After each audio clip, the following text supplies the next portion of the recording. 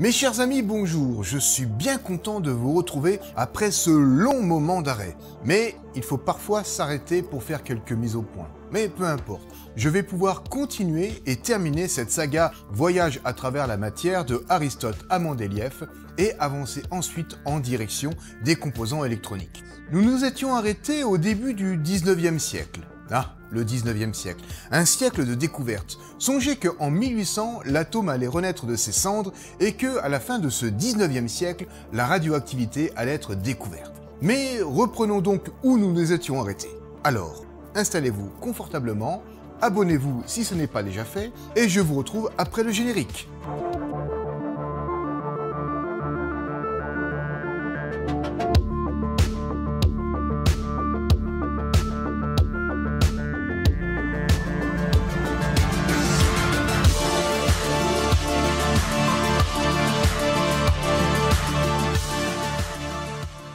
Antoine Laurent de Lavoisier avait adopté une approche fermement empiriste, en ignorant le concept de l'atome, car ce dernier ne pouvait être observé. Lavoisier avait préféré se concentrer sur les éléments chimiques, comme étant la finalité dans l'analyse chimique des substances, sans aller au-delà. Cependant, quelques années plus tard, le physicien et chimiste britannique John Dalton ne partagea pas cet avis et voulut, lui, aller plus loin dans les possibilités d'analyse des substances chimiques. Pour cela, il adopta le concept de l'atome comme constituant de la matière. Il reprit pour l'occasion le concept des philosophes grecs de l'Antiquité, Leucippe de Milet et Démocrite d'Abdère. Cependant, Dalton rajouta à ce concept antique une notion de masse. Indépendamment de ses collègues Brian et William Higgins, dont nous avons parlé dans l'épisode précédent, même si le doute persiste encore, John Dalton développa son modèle atomique au tout début du 19e siècle. Dalton, pour la petite histoire, était atteint de dyschromatopsie, un défaut de la vision affectant la perception des couleurs. Il étudia ce défaut et le reporta dans son ouvrage de 1794 Extraordinary Facts Relating to the Vision of Colors with Observations. Comme quoi, le bougre n'a pas étudié que l'atome, on lui doit aussi le terme de daltonisme. Bref, c'était la petite histoire. John Dalton chercha un modèle pour concilier les deux lois importantes de la chimie à l'époque, lois dont nous avons parlé précédemment. La première de ces deux lois était la loi de conservation de masse d'Antoine Laurent de Lavoisier. Vous savez, rien ne se crée, rien ne se perd, tout se transforme. La seconde loi était celle des proportions définies de Jeremias Benjamin Richter et Joseph Louis Proust. Quand deux ou plusieurs corps simples se combinent pour former un composé défini, leur combinaison se fait toujours dans les mêmes proportions. Et donc, John Dalton souhaitait concilier ces deux lois. Par conséquent, il suggéra que les combinaisons chimiques se faisaient par unité discrète, les atomes, reprenant en cela, comme nous l'avons dit, l'hypothèse formulée par Leucippe et Démocrite quelques 2000 ans auparavant. Il présenta en 1803 à la Royal Institution sa théorie atomique qui tenait en 4 points. Premièrement, la matière était constituée de particules indivisibles, les atomes. Deuxièmement, les atomes d'un même élément chimique étaient identiques et avaient la même masse. Les atomes d'éléments chimiques différents étaient différents et avaient des masses différentes. Troisièmement, les composés chimiques étaient des associations d'au moins 2 types d'atomes différents. Et quatrièmement, lors d'une réaction chimique, il n'y avait pas de destruction ou de création d'atomes, mais un réarrangement des atomes entre eux. John Dalton travaillait sur les combinaisons chimiques, les arrangements entre les atomes, et aussi sur les masses des éléments chimiques avant les réactions et sur les masses des composés après réaction. Je vais tâcher de schématiser ici le cheminement expérimental de John Dalton. Il prit une quantité d'un élément chimique A et une quantité d'un élément chimique B, comme par exemple l'oxygène et l'azote. Ces deux éléments pouvaient, en se combinant, créer plusieurs composés différents. Dans notre exemple, avec l'oxygène et l'azote, les composés différents pouvant être formés avec ces deux éléments chimiques sont le monoxyde d'azote, le dioxyde d'azote, le protoxyde d'azote et d'autres. Dalton fit réagir plusieurs quantités de l'élément chimique B avec toujours la même quantité de l'élément chimique A et obtint plusieurs composés différents. Et il constata que les rapports des quantités de l'élément chimique B utilisé pour l'obtention de ces composés étaient toujours des rapports de nombres entiers, à condition bien sûr de garder la même quantité de l'élément chimique A à chaque réaction. Reprenons notre exemple avec l'oxygène et l'azote. Avec la même quantité d'azote, il faut 2 fois plus d'oxygène pour créer le dioxyde d'azote que pour créer le monoxyde d'azote. Donc un rapport 2 sur 1. De même, avec la même quantité d'oxygène, il faut 2 fois plus d'azote pour créer du protoxyde d'azote que pour créer du monoxyde d'azote. Encore une fois, un rapport 2 sur 1. Et allons plus loin dans l'exemple. Avec une même quantité d'azote, il faut 3 fois plus d'oxygène pour faire du trioxyde de diazote que pour faire du protoxyde d'azote. Un rapport 3 sur 1. Et 5 fois plus pour faire du pentoxyde d'azote. Donc un rapport 5 sur 1.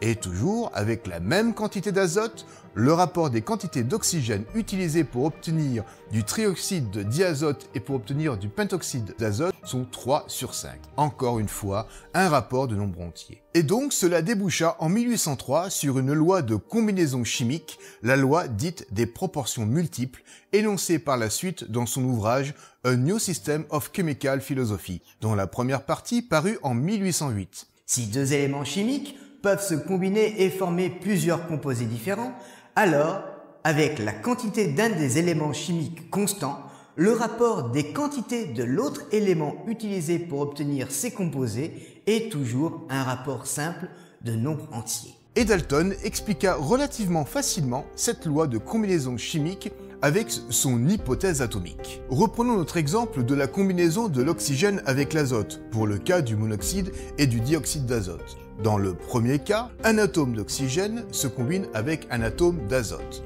Dans le second cas, 2 atomes d'oxygène se combinent avec un atome d'azote. Donc, 2 fois plus d'atomes d'oxygène, et on retrouve le rapport de nombre entier ici, 2 sur 1. John Dalton y a également écrit que du rapport des masses dans la masse du composé, on pouvait déduire les masses relatives des particules ultimes des corps. Entendre par particules ultimes, les atomes. Et avec cette donnée, la masse et le nombre de ces atomes allaient se montrer dans d'autres combinaisons. En d'autres termes, on pouvait déduire de la masse d'un composé la masse relative d'un élément chimique. Qu'entendait-il John Dalton par masse relative des atomes? Au début du 19e siècle, il n'était pas possible de connaître la masse d'un atome. Il a fallu pour cela attendre le premier quart du 20e siècle et les travaux du chimiste et physicien britannique Francis William Aston. Aussi, pour parer à cela, John Dalton définit des masses atomiques relatives, en prenant le plus léger des éléments en référence. Par l'expérience et l'observation, il définit l'hydrogène comme élément de référence et toutes les masses furent définies en fonction de la masse de l'hydrogène. Par exemple, je vais volontairement grossir le trait pour une meilleure compréhension, si la masse de l'hydrogène est de 1 g et que la masse de l'oxygène est de 16 g, alors on va dire que la masse de l'oxygène est 16 fois celle de l'hydrogène, et donc la masse relative de l'oxygène, sous-entendu par rapport à la référence qui est ici l'hydrogène, est 16. On pourra constater au passage que la masse relative n'était pas exprimée ni en grammes ni dans aucune autre unité. La masse atomique relative n'avait tout simplement pas d'unité. Bref, Dalton établit ainsi dans A New System of Chemical Philosophy un premier tableau d'éléments classés en fonction de leur masse atomique relative. Relative par rapport à la masse de l'hydrogène fixée à 1. Donc là, on se rapproche un peu du tableau de classification. Pas encore périodique, il est encore trop tôt pour voir une périodicité dans les propriétés des éléments. Certes, ce premier tableau de Dalton comportait quelques erreurs dues entre autres à des modélisations moléculaires imparfaites, comme celle de la molécule d'eau. Dalton avait adopté une règle de simplicité. Quand 2 éléments forment un seul composé, alors ce dernier est binaire et combine un atome de l'un avec un atome de l'autre. Donc, l'eau devait obéir à cette règle, un atome d'oxygène pour un atome d'hydrogène, HO, au lieu de H2O, d'où les erreurs. En France, en 1802, le jeune chimiste et physicien français Joseph-Louis Gay-Lussac, protégé du chimiste Claude-Louis Berthollet, publia ses travaux sur la dilatation des gaz. Il avait fait le constat que des volumes de gaz exposés à une même température se dilataient dans les mêmes proportions. En 1804, avec le scientifique allemand Friedrich Karl Alexander von Humboldt, il démontra que l'eau était composée de 2 volumes d'hydrogène pour 1 volume d'oxygène. Le 31 décembre 1808, l'année donc de la publication du New System of Chemical Philosophy de Dalton, il énonça une loi publiée en 1809 dans le tome 2 des Mémoires de physique et chimie de la Société d'Arcueil. Il s'agissait de la loi de la combinaison des substances gazeuses les unes avec les autres, qui s'apparentait à la loi des proportions multiples de Dalton. Tous les gaz agissant les uns sur les autres se combinaient dans les rapports volumiques les plus simples, par exemple de 1 à 1, de 1 à 2 ou de 1 à 3, comme par exemple la combinaison de l'oxygène et de l'hydrogène pour former de l'eau, évoquée précédemment, 1 pour 2. Au printemps 1811, le chimiste et physicien italien Lorenzo Romano Amadeo Carlo Avogadro publia ses travaux dans le Journal de physique, de chimie et d'histoire naturelle. Le titre qu'il donna à son article parlait de lui-même.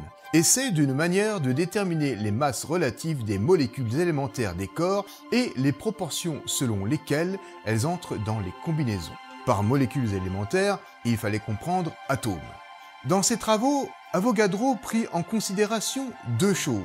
La première était la loi de compressibilité des gaz, découverte indépendamment par le physicien et chimiste irlandais Robert Boyle et l'abbé français Edmé Mariotte au XVIIe siècle. Cette loi disait que les gaz se comportaient de la même manière en compression à température constante. Enfin, jusqu'à 10 bars, c'est vrai. Et le deuxième point était les travaux de Gay-Lussac sur la dilatation des gaz. Et de là, Avogadro déduisit que, attention, accrochez-vous bien, de par le fait que quel que soit le gaz, il y avait une compression ou une dilatation semblable, c'est qu'il devait y avoir du vide entre les molécules de gaz et que cette quantité de vide devait être la même dans un volume donné et dans les mêmes conditions de température et de pression, quel que soit le gaz. Il déduisit donc ce que nous connaissons comme étant la loi d'Avogadro ou l'hypothèse d'Avogadro, 2 volumes égaux de gaz différents, dans les mêmes conditions de température et de pression, contiennent le même nombre de molécules. 3 ans plus tard, en 1814, le mathématicien, physicien et chimiste français André-Marie Ampère trouva le même résultat. C'est pour cela que cette loi est aussi connue sous le nom de loi d'Avogadro-Ampère. Bref, cela permit d'emblée de corroborer le constat de Gay-Lussac et von Humboldt au sujet de l'eau et ainsi corriger une erreur de Dalton, l'eau c'est H2O, 2 volumes d'hydrogène pour 1 volume d'oxygène. De plus, les volumes de gaz oxygène étudiés pesaient plus lourd que ce qui était attendu. Et plus exactement, 2 fois plus lourd, toujours d'après l'hypothèse d'Avogadro. Il fallut donc se rendre à l'évidence. Le gaz oxygène était composé non pas de molécules monoatomiques, mais de molécules diatomiques, des molécules de dioxygène. Même constat pour l'hydrogène, composé de molécules diatomiques de dihydrogène. Cela semblait donc bien parti pour l'atomisme, oui. Mais non. En cette période de découverte d'éléments chimiques simples et de composés chimiques plus complexes, la notion d'atome telle que la présenta Dalton semblait arriver à point nommé. Cependant, des chimistes émirent des doutes sur cette notion atomique. Des chimistes comme Claude-Louis Berthollet qui en dénonça les règles arbitraires, tout comme l'aurait a priori fait Jeremias Benjamin Richter. Nous en avons parlé à l'occasion de la loi sur les proportions définies et de la stoichiométrie. Mais revenons-y, car il introduisit au tout début du 19e siècle une notion, la notion de masse équivalente. Ah oui, j'oubliais un détail important. À l'époque, on parlait de poids à la place de masse, et j'ai préféré remplacer ici le mot poids par le mot masse, car de nos jours, cela pourrait paraître, que dis-je? C'est un abus de langage. Bref, Richter avait eu en tant que professeur le philosophe Emmanuel Kant lors de ses études universitaires. Et l'influence intellectuelle de Kant amena Richter à considérer la chimie sous un aspect cartésien et mathématique. Et tout naturellement, cela avait débouché sur la stoichiométrie.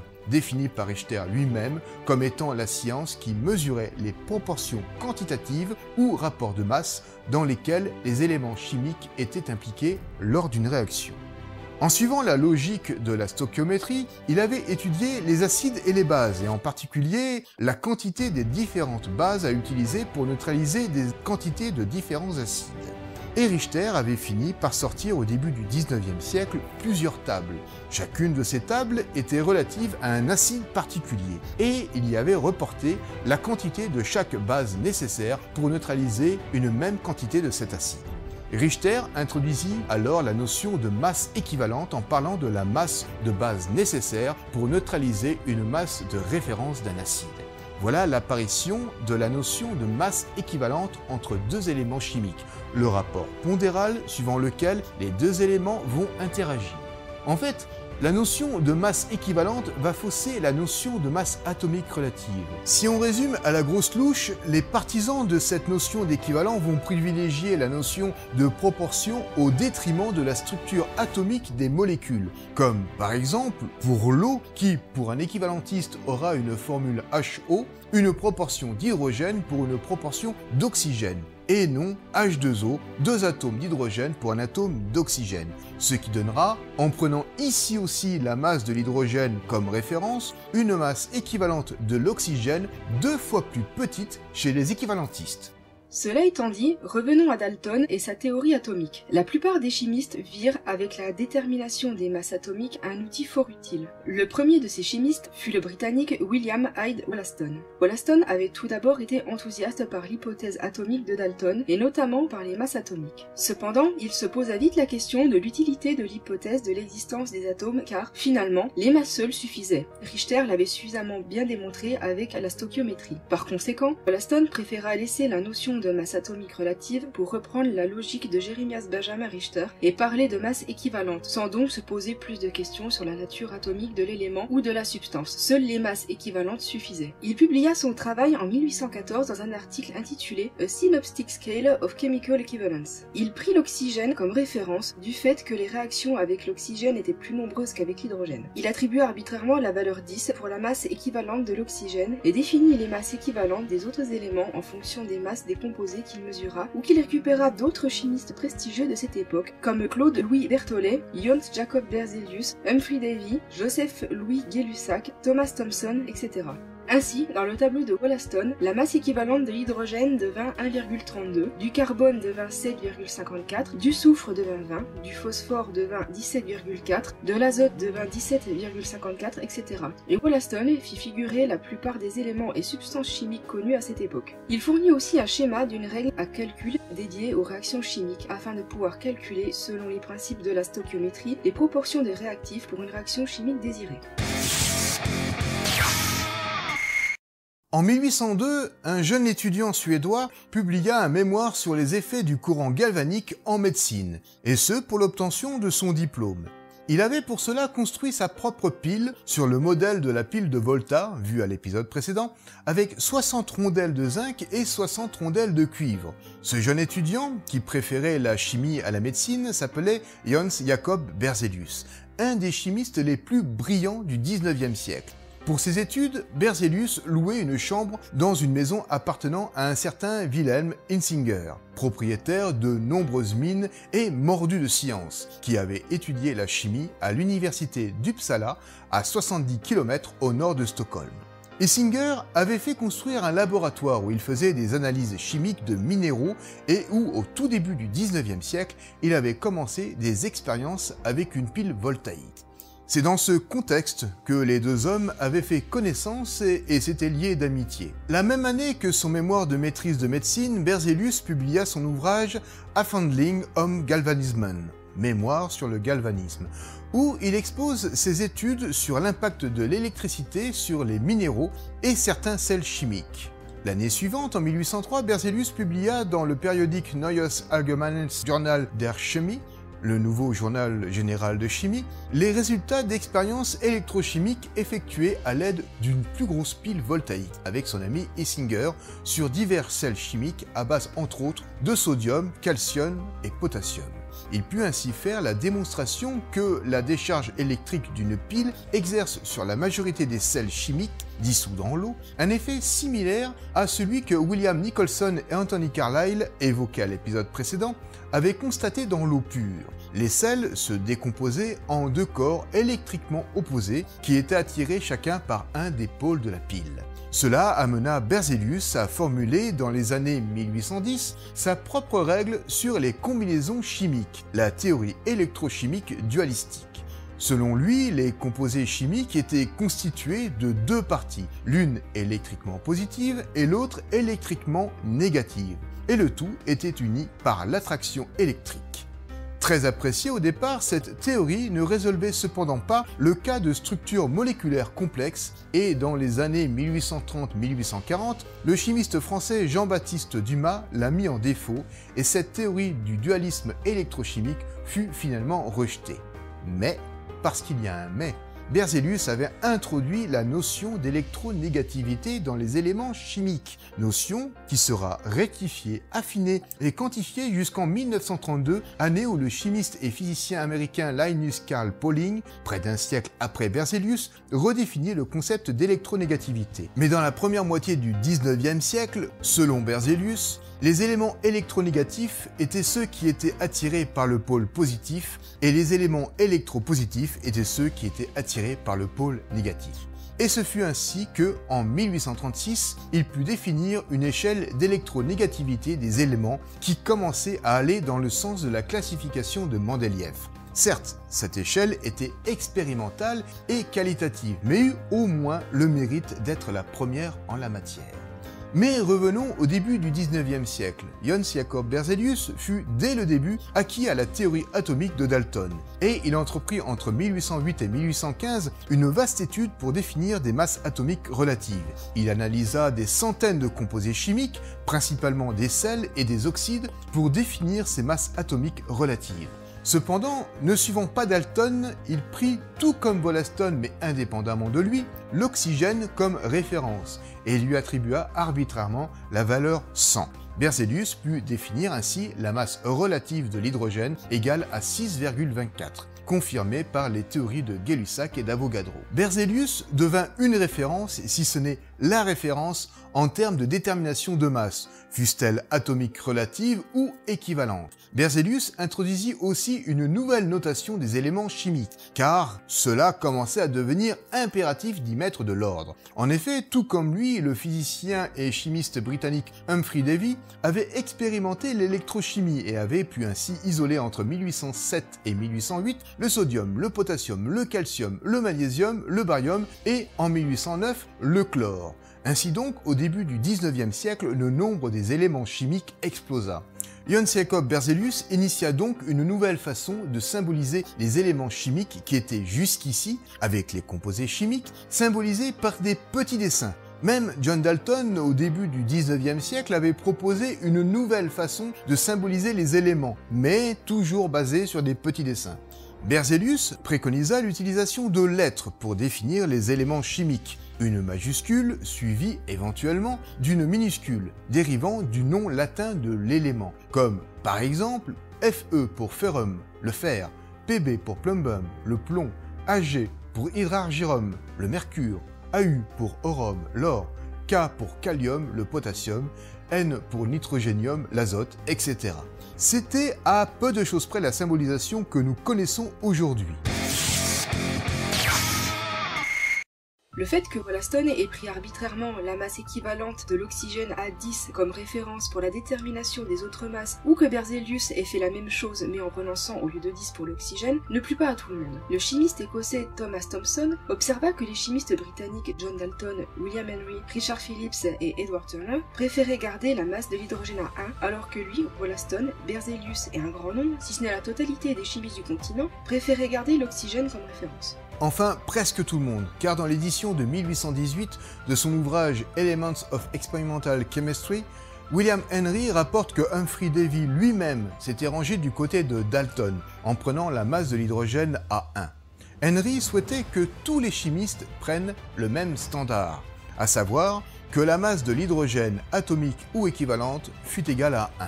Il proposa, afin de convertir les valeurs fournies par Wollaston, de les diviser par 10 et de les multiplier par 7,5. Dans son ouvrage de 1821, Dictionary of Chemistry, le chimiste écossais Andrew Ure fit la démonstration que le système de règles de calcul de Wollaston était plus adapté avec l'hydrogène égal à l'unité. L'hydrogène égal à 1 redevint peu à peu la norme et dans les années 1830, la plupart des ouvrages de chimie édités ont été écrits avec cette norme. Et voilà un 19e siècle qui démarrait sur les chapeaux de roue et c'était loin d'être terminé, cela ne faisait que commencer. Nous allons voir cela la prochaine fois. Alors, si mon travail vous a plu et si vous ne voulez pas louper la suite, je vous invite à vous abonner et à actionner la petite cloche pour ne pas louper les futurs épisodes. Je vous invite également à laisser un commentaire, un pouce en l'air, cela permettra à cet épisode d'être mieux référencé et d'être vu par d'autres personnes. N'hésitez pas également à le partager. Pour l'heure, je retourne parcourir les routes de l'électron et, en attendant le prochain épisode, portez-vous bien.